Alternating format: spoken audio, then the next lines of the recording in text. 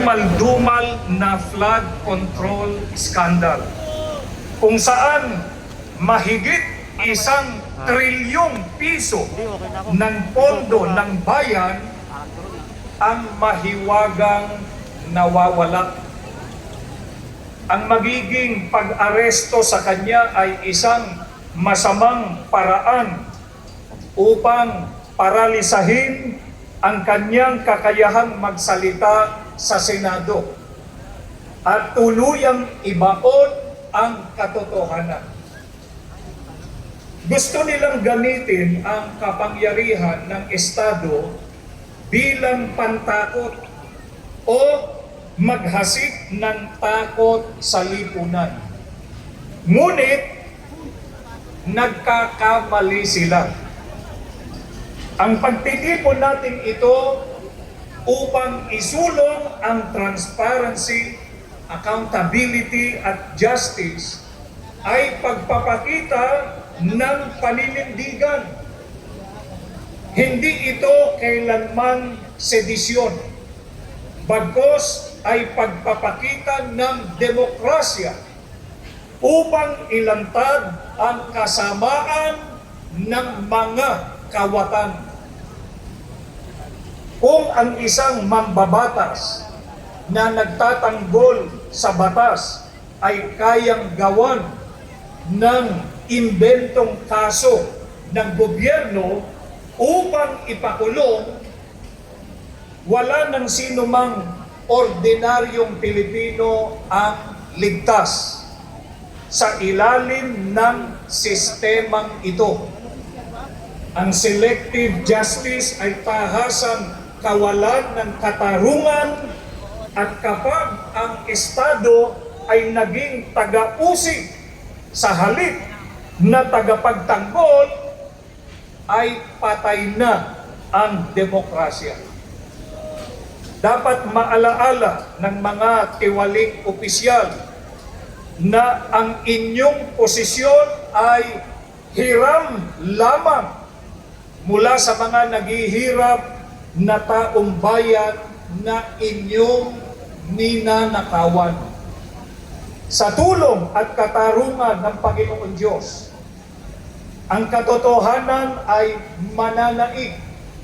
Ang mga huwad na naratibo ay mabibigo at malalantad ang kasamaan. Isigaw natin lahat, sabay-sabay, isigaw po natin, hustisya para sa taong bayan! Hustisya para sa taong bayan! Hustisya para sa taong bayan! Hustisya para sa taong bayan! Panagutin ang mga tunay na kurakot! Panagutin ang mga tunay na kurakot! Maraming salamat po.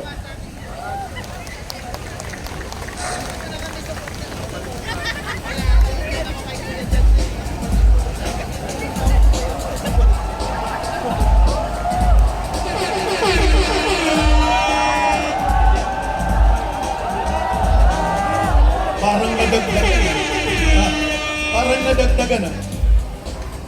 Hello po! Parinig po ng mahigit sa 1,000 na kataong narito. Sumigaw tayo ng ilan? 5. 5, we are one! We are one! We are one! We are one! We are one! We are one! Good. Very good. Oo nga, we are one nga. Diba? Okay. Ang susunod po na magsasalita, Hogi rin. Hindi. Hogi po talaga. Yun talaga. Matapang. Kasama natin mula po nung simula. Batang-bata pa. Pero lumalaban na. Para sa katwiran at katarungan. Mga kababayan, let's welcome Congressman Libiste.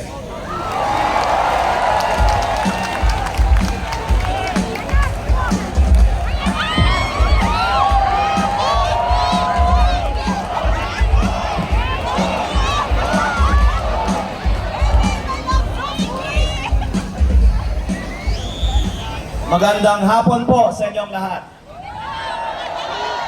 Binabati ko po lahat ng mga Batanggenyo na narito po ngayon. Lahat ng mga kababayan natin mula sa Luzon. Hello po Luzon!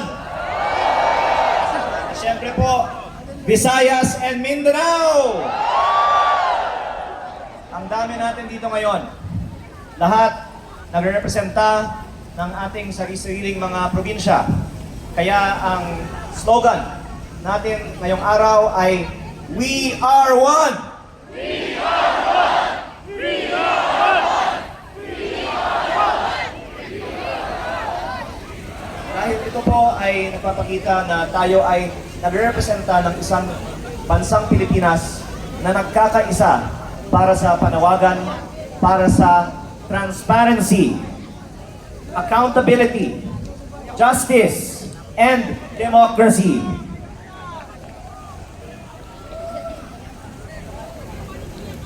These same principles are part of the job description that every member of Congress should be fighting for. Kaya ako po ay narito para sa ilang dahilan.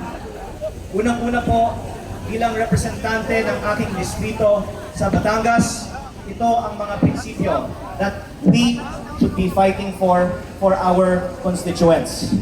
At marami din po ako ang mga constituents at mga kababayang Batanggenyo na narito ngayon. At mula noong isang araw pa ay nasa EDSA.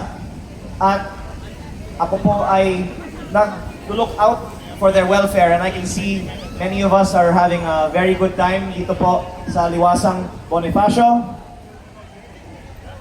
Kaya kaninang umaga pa lang, nandito ako, pabalik-balik po ako, at gumawa ako ng bilang ng mga tao nandito throughout the day. At napansin ko na maraming mga hindi nabibilang. Maraming salamat, Kambal! Kaninang 2 p.m. lang, ang bilang namin ay mahigit kumulang 10,000 na tayo dito nung 2 p.m. pa lang. Pero ang sinabi noon ay mga 2,000 lang noon. Ngayon, ang latest na bilang ay mahigit 15,000 na tayo dito sa Liwasang Bonifacio. At may mga kasama tayo na papasok pa lang. At mukhang aabot tayo ng mahigit 20,000 dito sa Liwasang Bonifacio on the third day of our events for transparency, accountability, justice, and democracy. The third of what I'm sure will be still many more days. Dahil syempre ang kagandahan din dito sa Liwasang Bonifacio, ito po ay Freedom Park. Hindi po kailangan ng rally permit at tayo ay nagpapasalamat sa City Government of Manila na sumusuporta sa patuloy na mga meetings dito sa Liwasang Bonifacio. Palakpakan naman po natin ang City Government of Manila.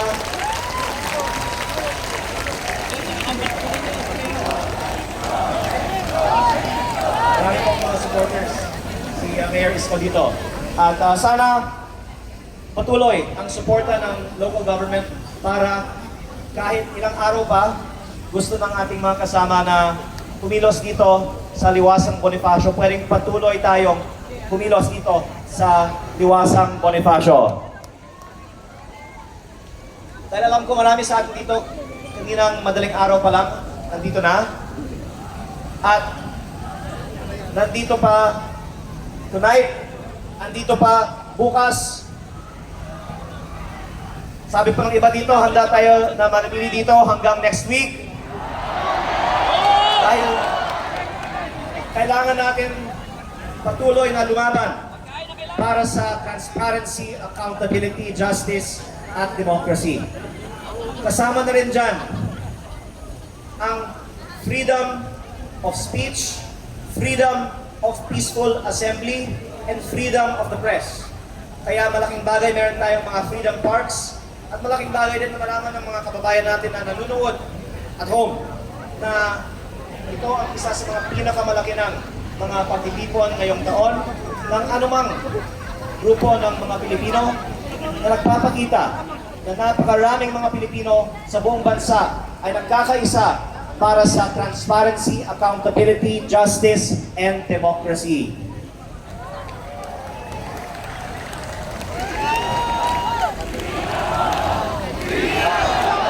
We are one! We are one! We are one! Tayo po ay nakikiisa sa panawagan ni Senator Dante Marcoleta na dapat ang mga tunay na may kasalanan sa bayan ay managot at hindi dapat ipatupad ang selective justice sa ating bansa. Yes, sir! Kaya tinutulugan ng transparency, accountability, justice, and democracy. Dahil nalalabas ng iba na meron tayong justice sa ating bansa. Pero hindi po tunay ang hustisya sa ating bansa kapag selective lang ang hustisya. At bilang miyembro ng Kongreso, maaari kong ibahagi ang alam ng marami sa aking mga kasamahan sa Kongreso. Ang karamihan sa amin ay may malaking kasalanan sa bayan at may kaugnayan sa mga maanumalyang flood control projects. Ngunit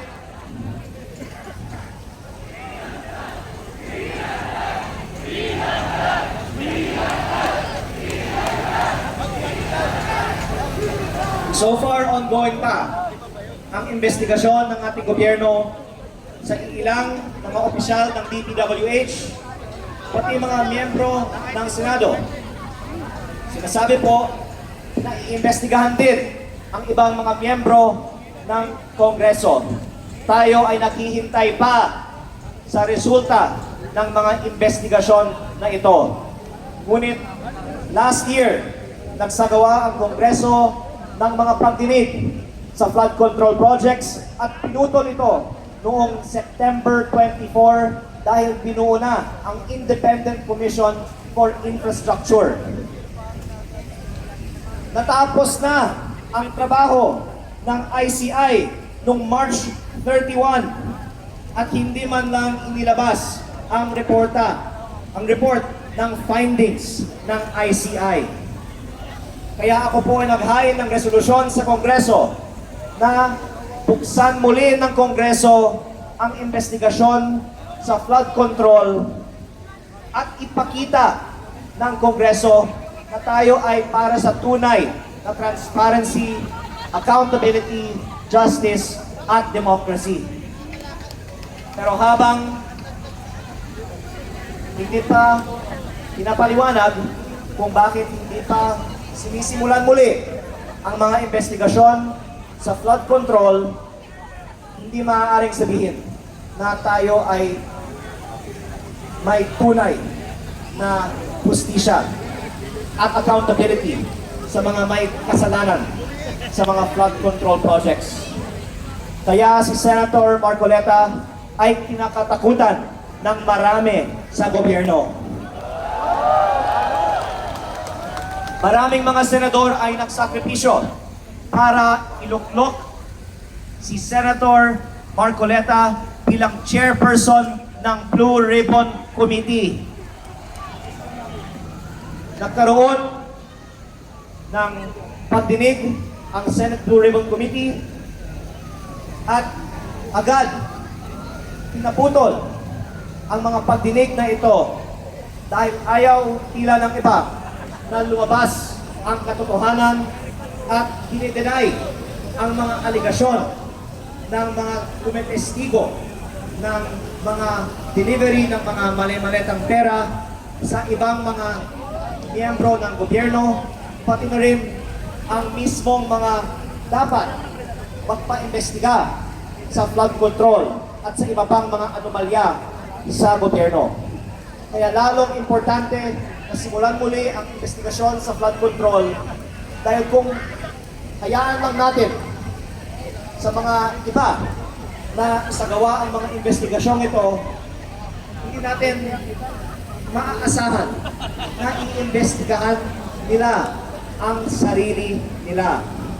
Kaya si Senator Marcoleta kinatakutan dahil wala siyang pinoprotektahan at gusto niyang ilantad ang katotohanan sa mga flood control projects. Ilantad ang katotohanan! Ngunit sa halip Ilantad! na siya ay tulungan na ilantad ang katotohanan, siya pa ang sinasabing kakasuhan at nais ng iba na patahimikin. Ang sinasabing isasampang kaso sa kanya ay ang pagtanggap ng illegal na campaign donations. Ngunit, hindi nga sinasabi na nanggagaling sa pondo ng bayan ang mga donasyon na ito. Ito po ay mga pribadong donasyon po lamang at walang kaugnayan sa flood control. Meron akong isang nais na ibahagi sa inyo. Pangalan! Pangalan! Maraming mga miyembro ng Kongreso at Senado ay nakatanggap ng mga campaign donations mula sa mga DPWH contractors na nagsagawa ng mga maanomalyang flood control projects. Literal na ang mga kampanya ng ibang mga nakaupo ngayon ay pinondohan ng flood control. Ngunit sila pa ang nagpapaimbestiga sa mga anomalya sa gobyerno, kasali na ang kanilang mga aligasyon sa mga katulad ni Senator Marcoleta dahil ayaw nila na sila ang imbestigahan.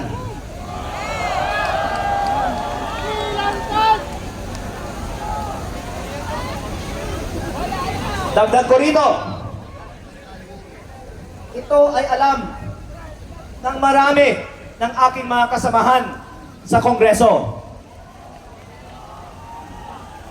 Nung ako ay bagong halal na congressman, ang daming mga kontraktor na lumapit sa akin para humingi ng kontrata sa DPWH. Pero akala ko ang trabaho ng congressman ay gumawa ng batas. Ang lumalabas pala, at least sa aking probinsya, sa Batangas, hindi nagkakaroon ng tunay na competitive biddings ang DPWH. Dahil ang sinasabi nila, ang mga bidding sa DPWH ng Batangas ay bidding-biddingan po lamang. At ang mga congressman ang pumipili ng mga nananalong mga bidders. At nagkakataon ang mga nagbibigay ng mga malalaking campaign donations sa mga kongresista sa Batangas ay ang mga nananalo ng maraming mga kontrata sa DPWH. Meron ba tayong nakitang congressman na nakasuhan na para sa mga donasyon ng mga kontraktor ng DPWH? Kaya ako po ay may munting kahilingan. Hayaan ng Kongreso paimbestigahan ang mga campaign donations ng lahat ng mga miyembro ng Kongreso na galing sa mga kontraktor ng DPWH.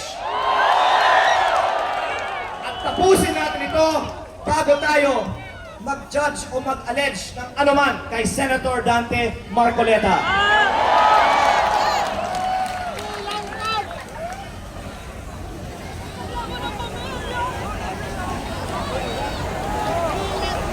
Dagdag ko rin po ito.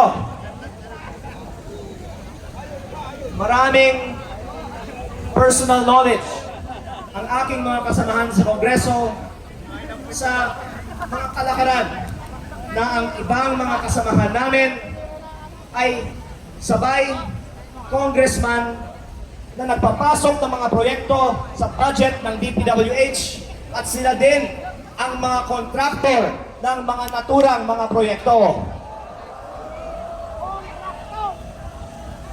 In fairness po, sinabi naman na paiimbestigahan ang mga congressman na kontraktor. Pero ang sinabi nilang iba, hindi lang naman 8 ang mga congressman na kontraktor. Sinabi ng iba, mahigit 20% ng Kongreso ay mga DPWH contractors.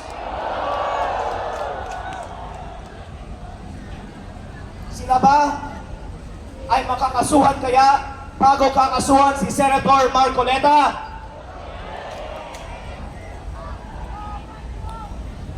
At kung meron man iilan, sabihin na po natin iilan na makakasuhan, bakit may mga congressman na napakalinaw ang ebidensya na sila ay mga contractor ng DPWH na hindi man lang pinaiimbestigahan? Panghuli, dadagdagan ko po ito. Lumabas na rin sa balita noon na ako ay may mga nakalap na mga dokumento mula sa DPWH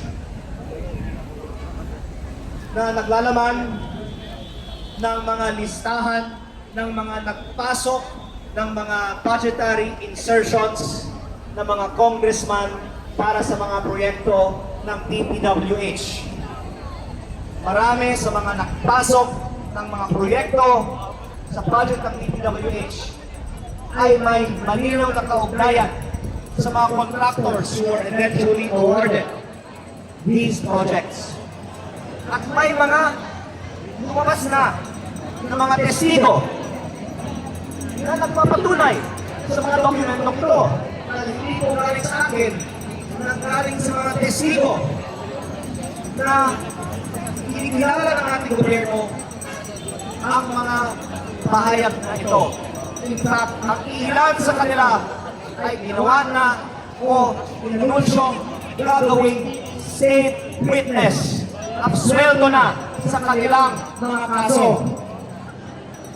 Ngunit, sa aking personal na opinion, kung gagamitin natin ang testimonya ng ilan para ilawit ang ilan at ang resulta nito ay i-absueldo sila sa kanilang sariling mga kaso, hindi tama na selective ang justice at 2 o 3 lamang ang makakasuhan gamit ng kanilang testimonya. Okay na yan kasi ano punta ko dun sa ano pagod na. Alam natin sila, Din pala eh. Okay.